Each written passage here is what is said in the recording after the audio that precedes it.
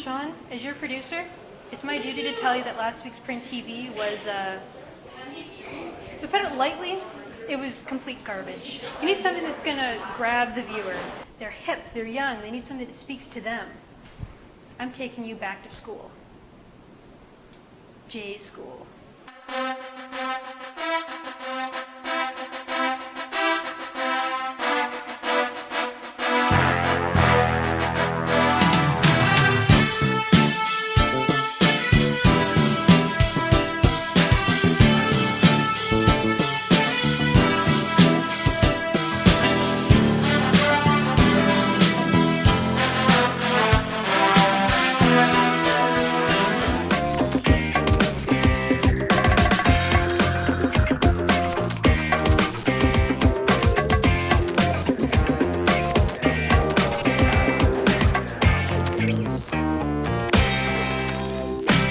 Hey guys, and welcome to the second episode of Print TV. I am your host, Sean O'Donnell, and this is my co-host and editor, Robin Phillips. She'll be joining us for the rest of our segments this year.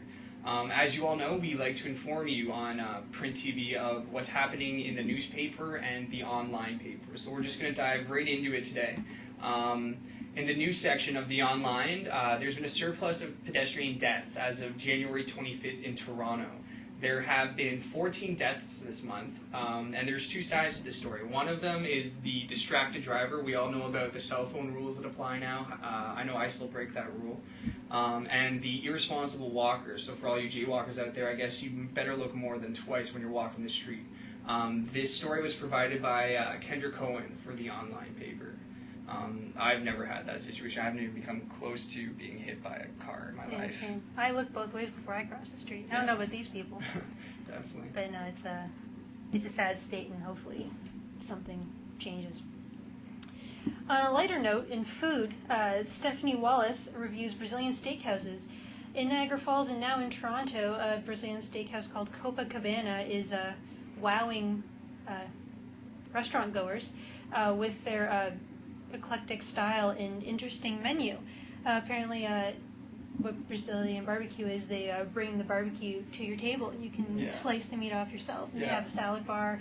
It's all you can eat for a reasonable price, and it's people are raving about it. I'm from Niagara and I've been to Copacabanas, and it was awesome.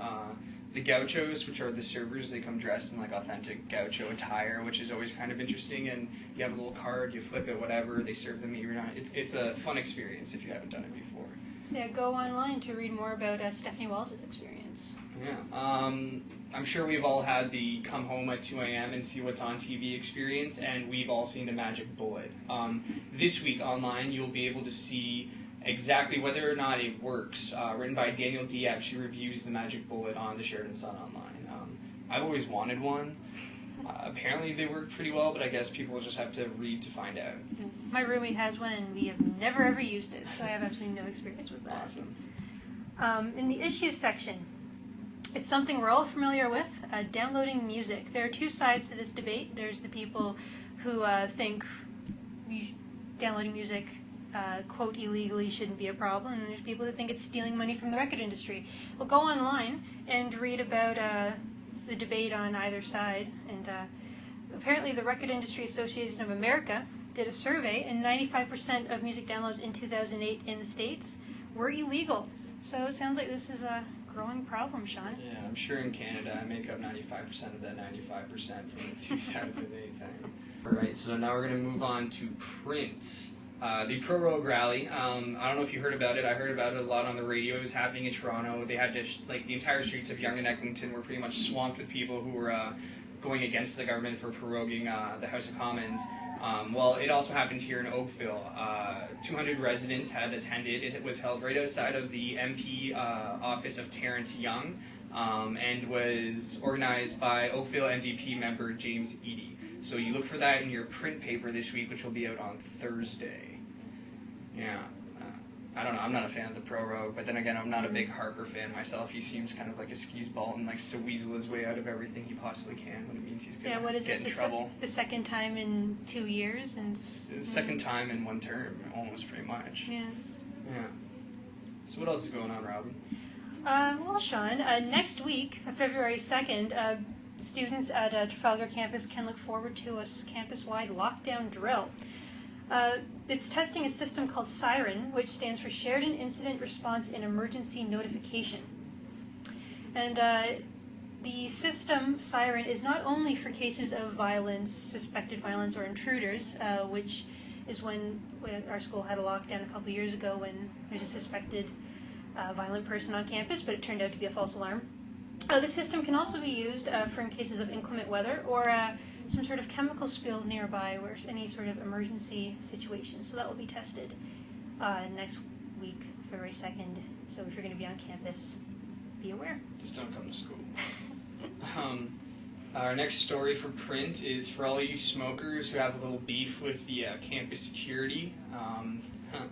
Students have perceived an increase in fines being handed out for smokers on campus. Now, I'm a smoker, and I myself have gotten a ticket. Apparently, there's just little pieces of paper that are spread around the school that tell you if you're within 15 feet of a doorway, you get a verbal or written warning at first, and then they are allowed to give you the starting fine, which is $25. Well, I don't remember really getting any warnings, especially around door entrances with stairs.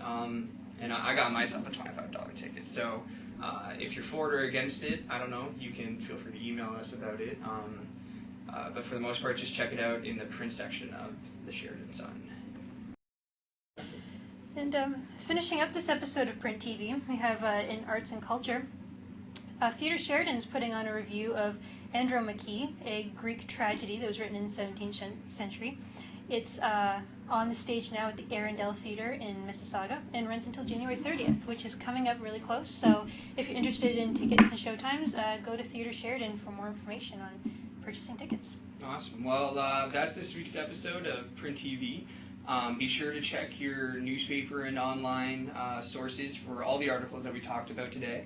I'm Sean O'Donnell. And I'm Robin Phillips. And we'll see you next week.